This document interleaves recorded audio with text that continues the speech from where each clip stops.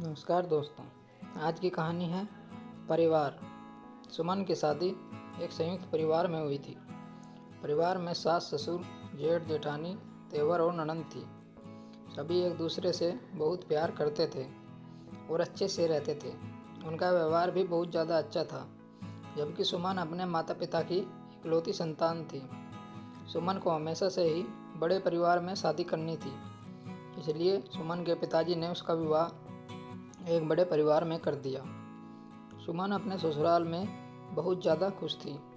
सुमन ने अपने ससुराल वालों का भी दिल जीतने के लिए अपनी नौकरी भी छोड़ दी थी, ताकि वह अपने ससुराल वालों के साथ समय बिता सके।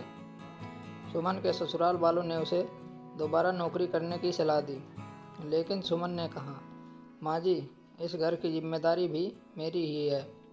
ऐसा क्यों सोच रहे हो बहू? घर में कामों का क्या, वो तो पहले भी होते थे और आगे भी होते रहेंगे। इतनी पढ़ाई करने के बाद भी तुम अगर घर में बैठी रहोगी तो क्या फ़ायदा? यहाँ पर मैं और बड़ी बहू हैं, हम सब संभाल लेंगे। अपनी सास की बात सुनकर सुमन के दिल में उनके लिए इज्जत और बढ़ गई। अब सुमन ने ऑफिस जाना शुरू कर दिया और शाम को ऑफिस से आकर वह अपनी सास की मदद भी कर देती खाना बनाने में। सुमन के ससुराल में सब खाना साथ ही खाते थे। ऐसा अच्छा और प्यारा परिवार पाकर सुमन खुद को बहुत भाग्यशाली मानती थी। सब कुछ बहुत अच्छा चल रहा था। कुछ दिनों बाद सुमन के परिवार के चाचा के यहाँ शादी थी। सुमन बहुत खुश थी। उसके पिताजी और चाचा जी उसके ससुराल आकर सबको शादी का निमंत्रण दे गए थे। माँ जी, आप और सभी परिवार वाले जल्दी आना, शादी में आपका इंतज़ार रहेगा। यह कहकर सुमन अपने मायके जाने लगी। हाँ, हम ज़रूर आएंगे, सुमन की सास ने कहा, और सुमन खुशी खुशी अपने घर चली गई। घर पहुंचते ही सुमन ने अपनी माँ को गले से लगा लिया। माँ, आप कैसी हो? मैं तो ठीक हूँ। अब तू आ गई है, अब मुझे कोई परेशानी नहीं, माँ ने सुमन को गले लगाते हुए बोला। सुमन की चाची सुमन को अंदर ले गई और उसके ससुराल के बारे में पूछने लगी। और बता सुमन, तेरे ससुराल में सब कैसे हैं? तेरी सास तुझे तंग तो नहीं करती? और तेरी जेठानी तुझसे अच्छे से तो बात करती है?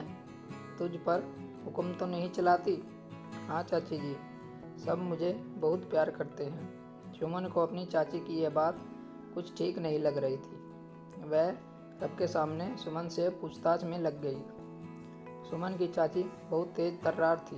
उसने सुमन के चाचा को भी परिवार से अलग कर रखा था।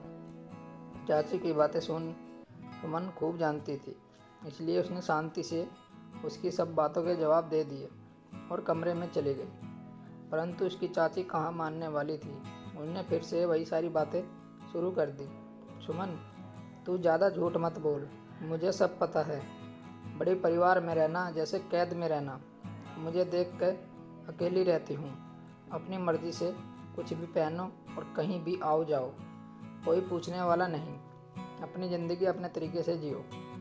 मैं अकेली मज़े में रहती हूँ। पता नहीं भाई साहब को क्या हुआ, उसने तेरी शादी इतने बड़े परिवार में कर दी। बेचारी इतनी पढ़ी लिखी लड़की को नरक में भेज दिया। इतना कहकर चाची हंसने लगी। सुमन को अपने ससुराल वालों की बुराई सुनकर बहुत गुस्सा आया। उसने चाची को जवाब देने का मन बना लिया।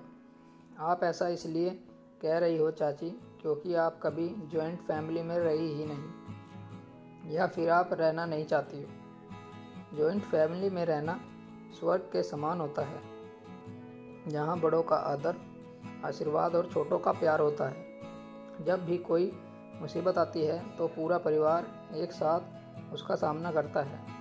पर आप ये बात कहाँ समझेंगे, क्योंकि आपको तो जॉइंट फैमिली का मतलब ही नहीं पता। आपने तो हमेशा ही अकेले रहना सीखा है। मेरी नौकरी पर जाने से वहाँ कोई मुंह नहीं बनाता। उल्टा मेरे हिस्से का काम भी वे खुद ही करते हैं, ताकि मैं नौकरी कर सकूं। मेरे ससुराल में कोई रोक नहीं है, ना खाने की ना घूमने की। मैं ससुराल में बहू नहीं, बेटी बनकर रहती हूँ। मेरा ससुराल जेल नहीं, एक मंदिर है चाची जी। काश आप भी हमारी पूरी फैमिली के साथ रही होती तो आपको जॉइंट फैमिली की अहमियत समझ में आती चाची जी। जॉइंट फैमिली रिश्तों का आधार होती है। चाची के पास अब कोई जवाब नहीं था। दरवाजे पर खड़ी सुमन की माँ के चेहरे पर अब सुकून था कि उसकी बेटी को मायके से भी ज़्यादा प्यार करने वाला ससुराल मिल गया था।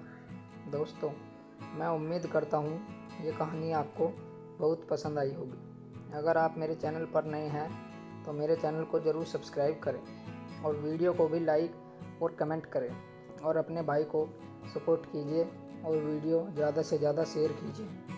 कहानी सुनने के लिए आप सभी का बहुत बहुत धन्यवाद। मिलते हैं आपसे एक और नई कहानी के साथ। तब तक आप बने रहिए हमारे इस चैनल के साथ।